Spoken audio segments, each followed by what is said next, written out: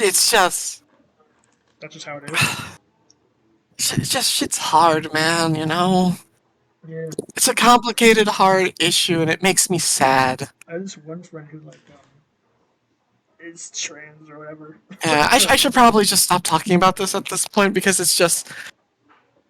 It's like I don't want to talk about politics. Who wants to talk about politics? It's hard, it's complicated, it's messy. It's like I feel like a worse person after doing it. Honestly, yeah. I find it a shame that we have to call it like anytime we relate to this, we have to relate it as politics. Because nothing more than fucking politics. Yeah, but it's like I saying something about Christian. Yeah, I've been saying it's like hey, if you want to just be a girl, then you're a girl. It's like I just disagree, bro. Yeah. I think that there needs to be at least some like parameters. Otherwise, everyone's just gonna do it. True. It's like we were saying, it's more like a political thing. It seems, or like something to gain benefit out of. Like if I turn to a girl, oh, Look, yeah. wanting equal rights between males and females, and like like getting rid of as many bridges or walls between like the two genders. That's great, but also you need to identify the fact that there are like actual biological things that differentiate males and females, Yes. making us not entirely physically the same as like in like sort of like society and like jobs and like planning and it's like different things that don't involve physical activity. That's totally like Yeah. it is 200% great to try and like just make it so that people can be happier with their lives and like get equal opportunities.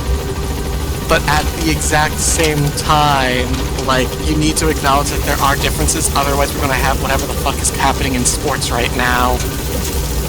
What's happening? Oh no, better. There was actually this funny story of like a swimming competition. Okay, I don't. Professional swimming is like it's an all-girls thing, of course.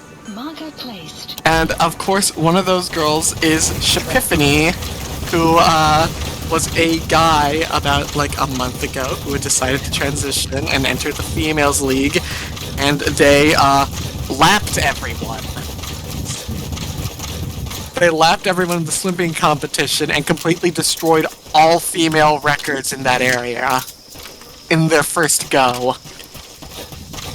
I don't even feel like that has anything to do with like being a man or whatever. They probably was being a man prior. They probably just trained a lot. I mean, there could be something else. You know, some of the girls apparently wanted to talk out, and it's like someone that I heard talk about this and said that like they don't really deserve a whole lot of sympathy because they're too pussy to just say what they mean and not be anonymous. What do you mean? What they basically said that they think that that's bullshit, but they're too scared to like come out and say that it's bullshit. Like they want to like just stay anonymous and not have their name associated with the opinion that what just happened is bullshit because they're afraid of being canceled. That's a fair reason, I'd Enemy say. presence detected. You can't trust Map has anybody. been updated. Yeah, but if you give a shit about the sports scene and actually want to like have something change, you're gonna need to just step up and say it. You need to be brave. You need to like just step up and say, this is wrong. We shouldn't support this. This isn't right. And they just chose not to. And they said it, but they like did it in the safest way possible. It's like, bleh. It's got smart wording, you piece of shit. Pretty much. Please select a drop point. Supplies requested. Suck. I was in Boston. I went to the women's competition. Start like a trans man, a woman now, I guess. Supply drop complete. Just went to the women's boxing ring and just started fucking going in. Like even when they're winning, they huge fucking smile on their face or whatever. It's like to me, I'm just like that seems like the only reason you join it just so you can punch a woman a few times and knock their fucking teeth out. It's the only reason someone goes trans, just so that they can go to a women's boxing sport and beat the fuck out of women. Yeah, that's literally why they did it too. Yeah.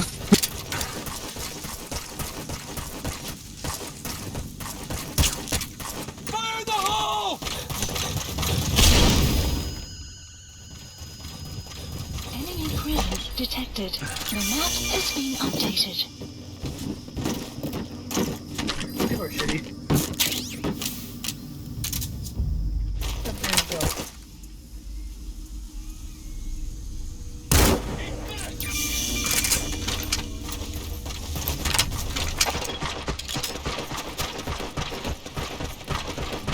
Those rocks is no run.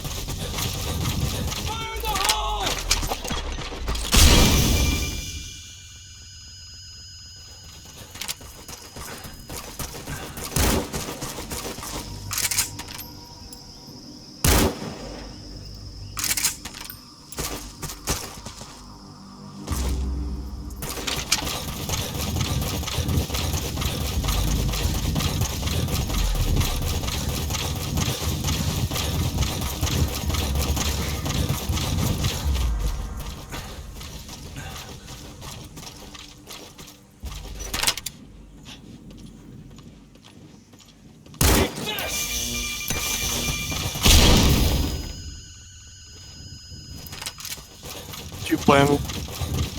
Nope.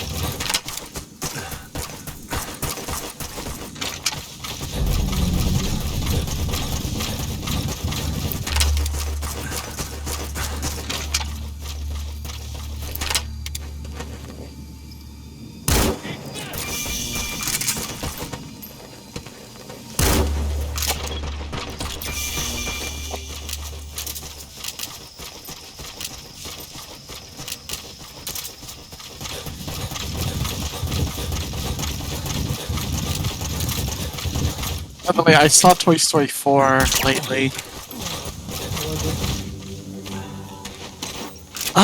it? Mixed. It was, I liked the premise. I thought it was a very smart direction to go. The issue is they did it badly. Extraction arrived at Mother Base. Support helicopter requested. Do you care about spoilers for Toy Story 4? Have you seen Toy Story 3? Yep. Okay, what do you think of Toy Story 3? Didn't have impact on me. Doesn't do that. It was about oppression, kinda, and, it was basically a concentration camp for toys, kinda. It was really hardcore. Toy Story 3 was insanely dark.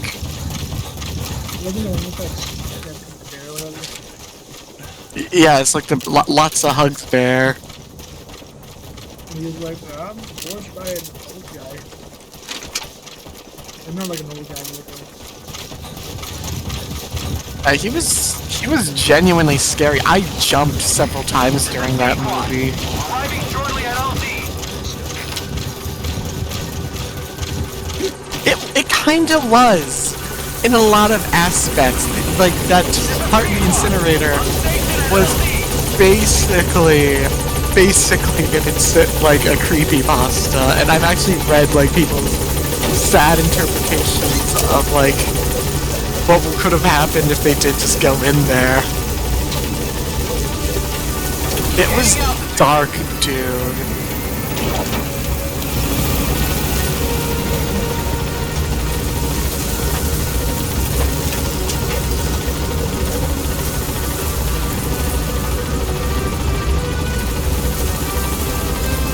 I need water.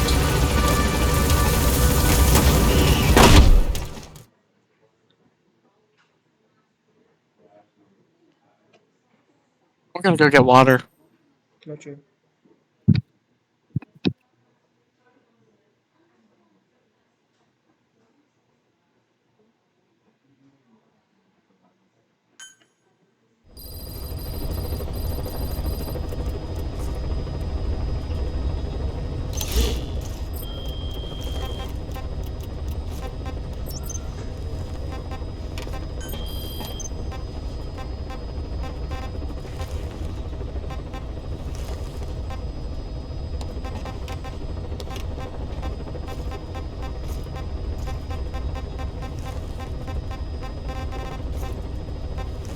Please select a landing heading to Afghanistan.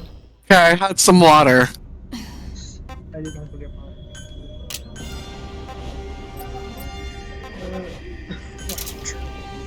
Okay, if you need water, go get water or something. Fuck.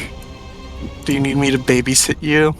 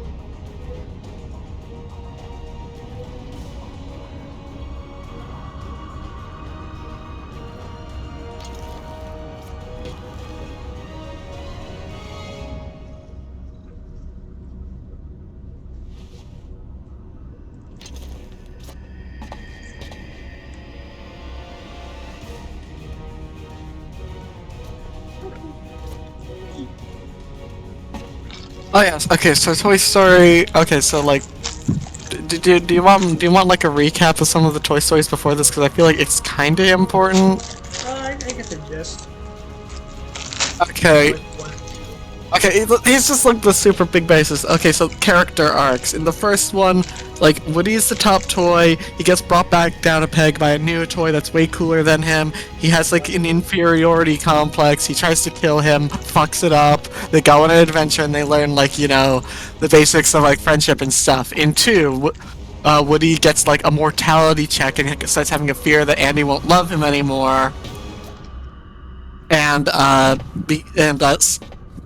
In the middle, he accepts that maybe, like, you know, it's fine if he doesn't. He just go somewhere else, and then Buzz like says like, you know, there's a kid who loves the shit out of you, and you're just gonna leave him. It's like, well, they're gonna leave me one day. It's like, you're saying that about Andy. It's like shit like that. But like eventually, Woody comes to his senses and realizes, oh wait, we're like I'm Andy's toy forever and always. And then in 3, Andy just grows up, you know, and they go like there's an entire like thing about like a kindergarten and depression and like a jailbreak and stuff, and it's like incredibly dark.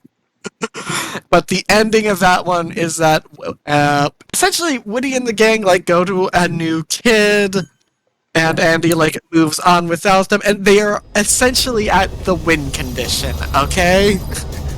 They have everything they could ever want. There is no way they can make a new movie because they are like now at the absolute peak of where they can be. So Toy Story 4.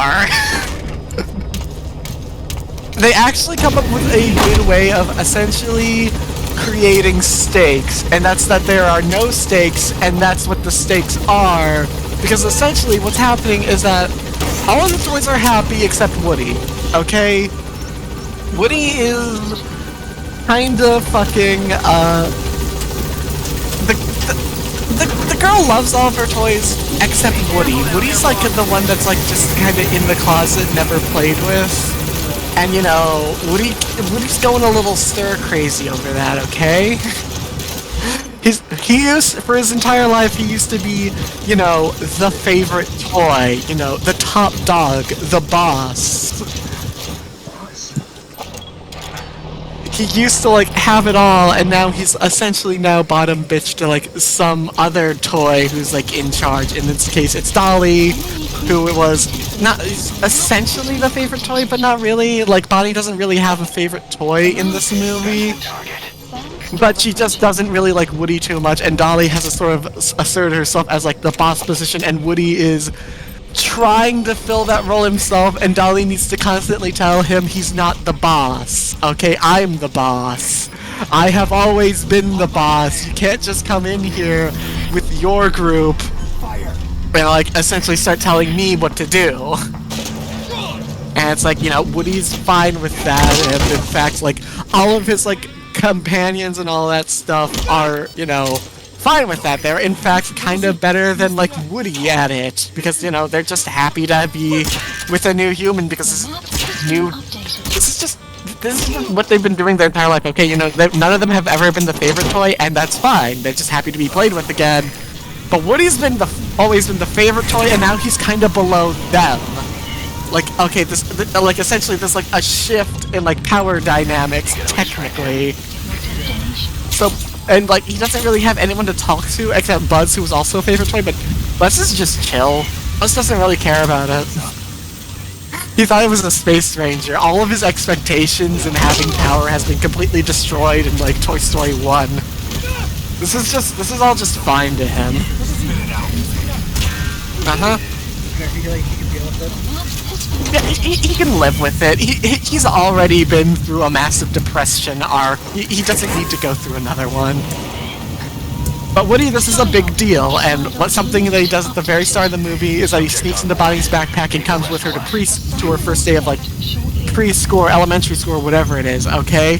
And he like, Bonnie's, like, very antisocial. She's not getting along with the other kids. The kids steal other stuff from her and are mean to her.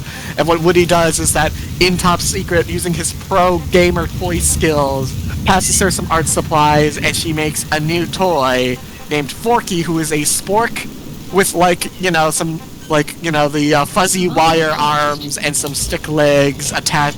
The popsicle stick leg attached by, like, clay, okay? And she just loves Forky, okay?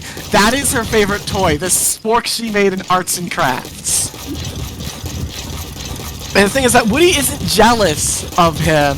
He's happy that Bonnie has, like, a toy that she, like, feels like is, you know, essentially a Woody, but Woody helped create it, so he essentially takes credit for, like, what Sporky's doing, but the thing is that Sporky doesn't want to be alive. He's trash, and apparently trash in this world that gains sentience just wants to go into the trash and be thrown out. And, essentially, Woody spends, like, essentially the first quarter of the movie just trying to keep Forky from throwing himself out. And, like, from crawling into trash cans. And, other people ask, hey, do you need help, Woody? And he says, no, I got this under control. I've always had it under control. I'm fine. It's like, I don't know, Woody, you seem to be, you seem to be losing it a little bit. You seem extremely tired. Are you sure you don't need a break? No, I'm fine. And he does all this shit by himself, and eventually Woody and Forky, they go, like, the parents and stuff go on, like, a big funny road trip, and, Forky throws himself out the window at some point, and Woody goes out after him, and it's not very far, okay? Because, they had, like, a stop, they stop the car, Woody goes out, gets Forky, and they're walking back, and they almost just, you know, get back, and in fact, Woody finds a way to somehow convince Forky not to try and kill himself constantly by convincing him that Bonnie is his trash, and basically Bonnie thinks that Forky is like a trash can to him, something that makes her feel safe and warm and all this stuff that Forky describes being in a trash can as. And he's like, oh my god, I'm that important to her? I'm her trash can! I gotta find her! And he has a purpose in life now. So it's like, okay, great. The arc of the movie is almost over. That was pretty short. It's only been, like, what, a few minutes? And then the movie takes an hour to stretch it out. Oh, don't worry. They find a way to stretch it out. So what happens is that, you know how in the third movie, Bo Peep is nowhere to be seen. She is MIA because she has been thrown out, or something. Well, the movie actually starts with a flashback sequence, okay, of, like, Bo Peep before that happened, because, remember, Bo Peep is an important part of this movie. Also, 1 second, I am trying to find a good pose for this character.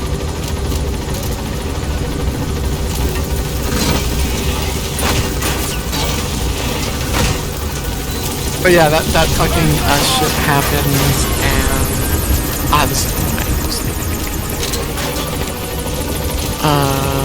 head position.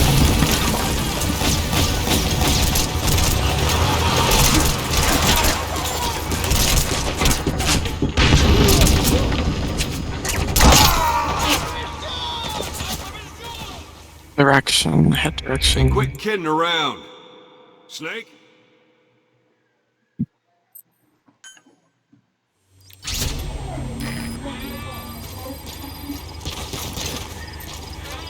Take aim. Analysis. That's the target.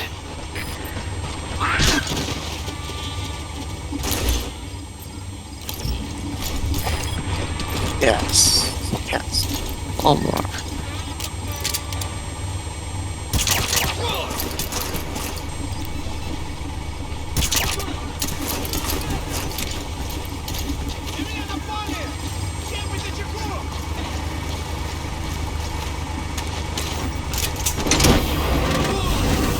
There you go, Lumos done. Excellent. Analysis complete. Okay, so, Bo Peep is a very, important character in this movie, kinda. They try to make her important. But, this is where, like, a lot of the failings start, okay? Dusty? Yeah, I'm listening. Okay, so... what happens is... I'm gonna load up Alomora, I think, while I, like, talk about this. You gotta extract him. Try and do some edits on her. Where is she? Here she is. Side ops list updated. Oh, you're cute. Arrived at Mother Base. Okay, so what happens? What happens? Okay, so the movie starts with essentially RC car is stuck in the gutter in the rain, and of course Woody's gotta save him. But apparently Bo Peep does the rescuing with him, Placed.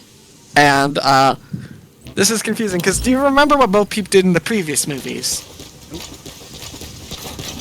Okay, first off, correct answer, but also, what she was in the first movie was Woody's love interest. Okay, she was a soft-spoken, kindly, soft. Yeah, the pink one. Yeah, like the sheep lady. You know, she's the one who, like, essentially just fucked the shit out of Woody at the end of Toy Story 1. Yeah. And she, like in Toy Story 2, she also more or less just sort of stayed at home while the other toys went out because adventuring was never really her thing. She's like a soft, kindly caretaker sheep lady. Okay, this isn't her thing. She just hopes that Woody comes home safe. In 3, we never see her at all, so it's like, you know, by default, like less action happening. But then, like, 4 happens, and apparently now she's like, Yas Queen, action hero, super affirmative action, is gonna save this RC car with Woody.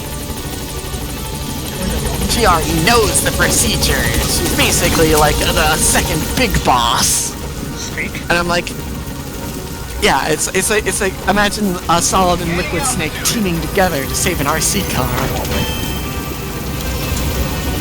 It's like Bo Peep stays in the house, but like she's the one who's like, she has like basically like a thread on Woody, and it's like there's a bunch of like action-y rescue stuff, and it's like, okay, I'm not saying she can't do this, But what I am wondering is when she started to do Yeah, when did this. she become a girl boss?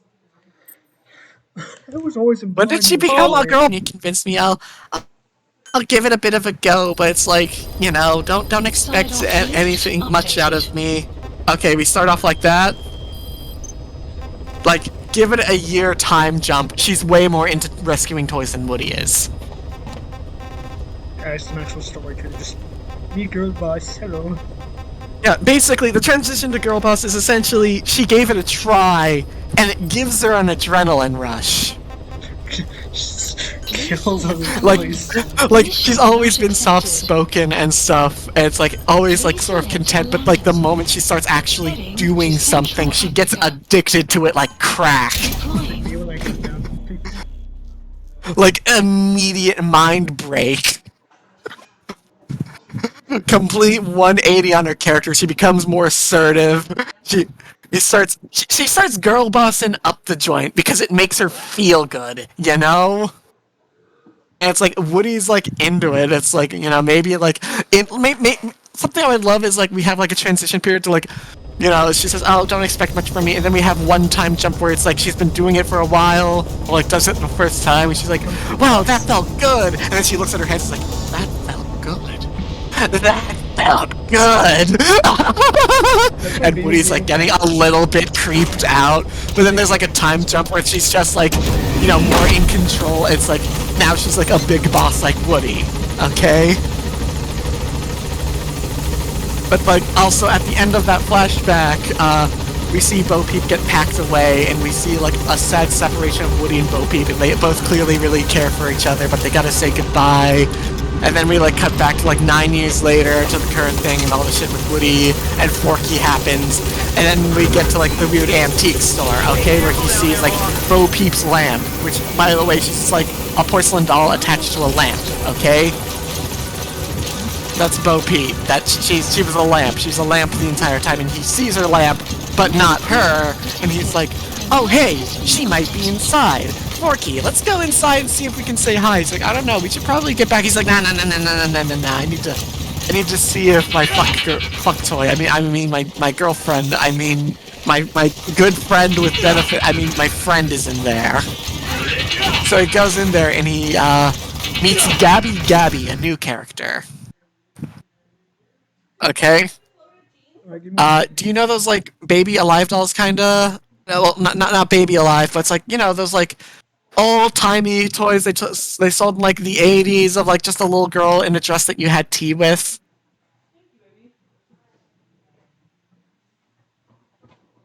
Dusty? Okay.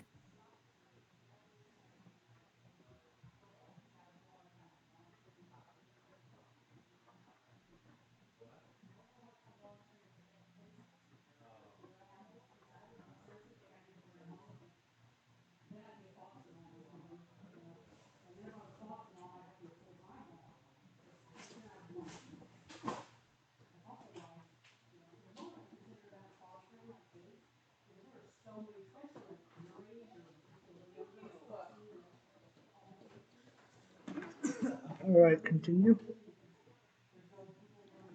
So they go into like the antique store. Did you hear me say that?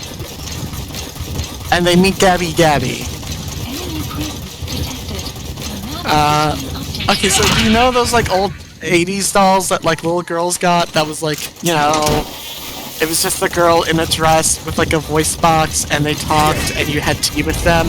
Okay, Gabby is one of those toys. She's in the antique store, and she has a bunch of ventriloquist dummy guards who are like intentionally very creepy looking.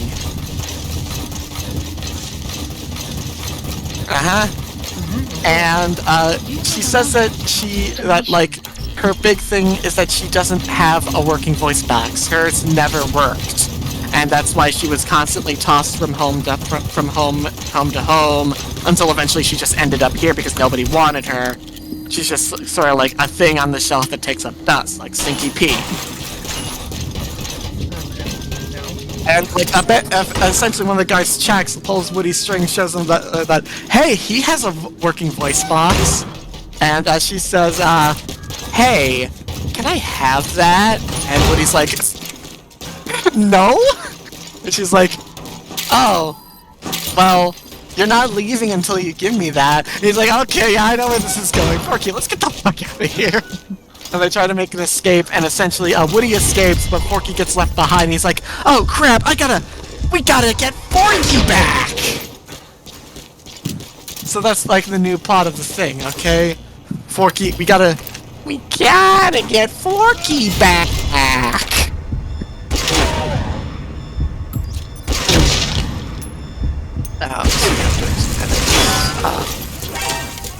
But yeah, that is where things go and occur, and from there on, it's like the gang trying to like come up with a plan and basically stall the family from going on to the next part of their road trip through hilarious hijinks. And while Woody at first goes out to try and find Forky, and then Buzz attempts to like go after him, and there's like this entire thing about Buzz's inner voice. It's not particularly funny, but it's like, you know, it's what they have. It's like they think it's a funny joke, so it's like, you know, they write it out as long as they fucking can until it's not funny anymore. But it's like that's just Buzz's entire thing for the entire movie. It's very Finding Dory, if you know what I mean by that. Yeah, okay, so, yeah, basically what I mean by, like, Finding Dory is, like, you know, characters are there, and they're just sort of, they're doing a random quirky thing for the entire movie because they don't have anything else to do. Buzz is kind of useless, okay? Buzz may as well just not even be in this. In fact, most of the characters, especially a lot of the new ones that were introduced in the last movie, do not do anything in this entire movie. They are there. And they just essentially take up time because the runtime would have been too short otherwise. And eventually, Woody finds Bo Peep somewhere in the park, and they have like a cute reuniting thing where like a girl picks both of them up while they think they're like dead toys and like stuff, and like, hey, Mr. Cowboy, would you like to go to a party with me? Oh, sure, I would love to do it. And then the kid drops them, and then they like roll off somewhere else, and they have a big reuniting thing, and it's cute, and we get this actually kind of interesting dynamic between the two. Okay? I had the words for this earlier, and they're escaping me now. Just give me a second to like come up with the words and like how I want to go across this. But I guess remember how like Bo Peep was like really into like saving toys and stuff. They don't really...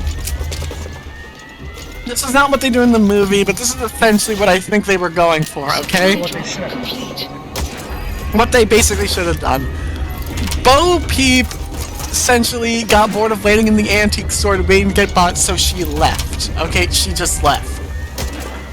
She pimped out, she didn't want to be there no more. She didn't want to cook. And that was because she didn't really want a kid, okay? I mean, she liked her previous human, Molly. She was Molly's toy, okay? Andy just sort of stole her and played with her because he was a shitty kid. I mean, like, who wasn't a shitty kid, right? And, what happened was that fucking... Essentially, because she was rarely ever played with by Molly, she spent most of her time with Andy, you know, kind of playing, like, but even then she wasn't Andy's favorite. She was just sort of like, you know, the damsel in distress that Woody had to save and stuff, which is where I think she picks up her initial personality of being, you know, a soft-spoken damsel character. And when she found out that she really liked saving toys, that's what she kind of like started wanting to do with the rest of her life. And what happened from there is that, like, when she left, she essentially made a bunch of friends, like, who are lost toys, you know, toys without owners, and they're like, let's get some people some owners. Let's get some toys, some kids that'll love them. Let's get all the lost toys. We'll go and hit some like playgrounds. We'll travel around with the circus, and we'll get kids to like pick us up off the floor and take them home with them.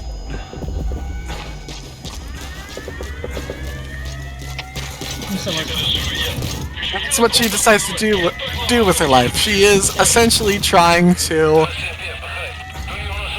get homes for toys who do not have homes and keep them safe until they do get homes. That's what, like, essentially what her life purpose becomes, right? Yeah. That's what she's doing, and she loves it, and she finds it highly fulfilling, but she doesn't want an actual owner, and that leads to, like, a weird, like, shift between, like, the priorities of Woody and her, because she's super fine with trying to help Woody get back to, like, get Forky back and, like, get back to their human, but Woody wants her to, like, come with them because she's a lost toy, and, like, in Toy Society or whatever, that's deemed as, like, a bad or pathetic thing, and Bo Peep ain't super into that, and she says that she's happy the way she is. And, you know, Woody is, like, kinda pushy about it. It's like doesn't like go too much into it at first, but you know, it's the sort of thing where it's like, you know, there's like a rift between them in terms of like what a toy should be or what they should do or how they should live and shit like that. You know, interesting stuff. Whereas like if you're gonna do Toy Story 4, you gotta do something like that. You gotta pull something interesting. You gotta change shit up. Do some new shit, right? But that's not really what happens. I mean, that's kind of what happens, but they don't really do that in Toy Story 4, because that's more or less just fan canon what I've been talking about, okay? They have, like, a brief exchange about, like, you know, oh, you're a lost toy? Oh, that's Bo Peep says, oh, that's great, Woody, and Woody says, oh, that's terrible, and then there's like, she's like, oh, what did you say? It's like, oh, no, I said that's terribly great, ha ha ha. And they go into it later in, like, a fucking thing later when, like, you know, like, there's, like, the third act misunderstanding thing that has to occur in movies like this because people are on creative hacks.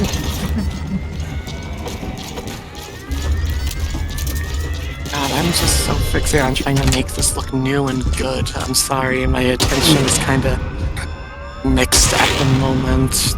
I gotta make this cookie. It's not a cookie, it's a spell. I gotta make this magic girl look nice. I gotta make this librarian look beautiful and sad at the same time, you know?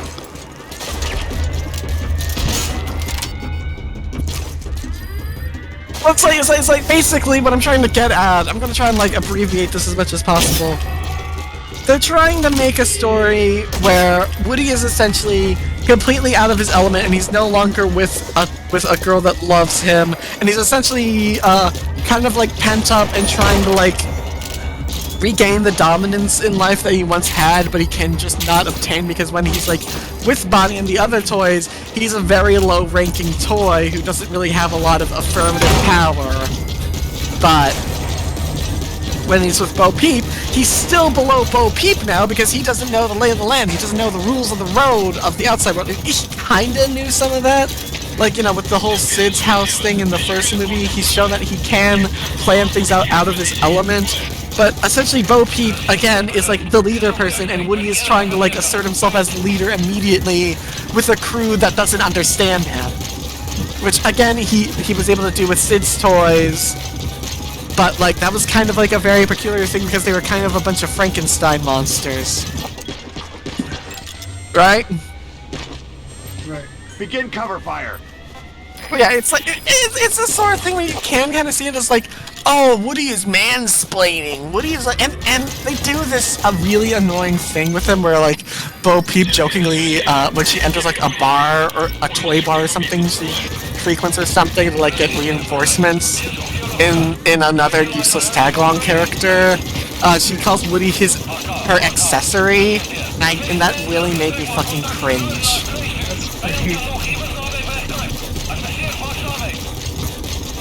That made me really upset, and I think that was supposed to be like a Yasuo moment, but I hate that shit. It's like, oh great, she's an asshole. Extraction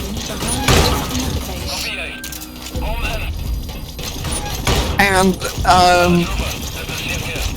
there really isn't an arc where, like, Woody learns, like, his place in, like, the fucking toy community or whatever.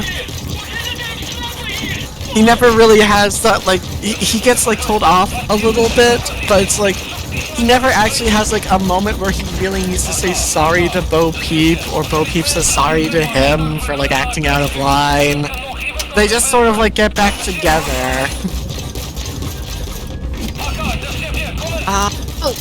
Part I really want to talk about is Gabby. Gabby is a villain, because, like, this entire movie, I was assuming that she was just going to, like, have, like, a big moment where she's just going to turn into, like, basically just go full Lotso, like from the last movie. You don't really remember him, but you remember that he was kind of like a complete evil Hitler bastard, right? Lotso? Yeah. The bear? Yes. Yeah, you remember him being a bastard, right? Yes. I was expecting that heavily from Gabby. Like, they weren't even really subtle with it at first, like, you know, it's like, she just immediately wants Woody's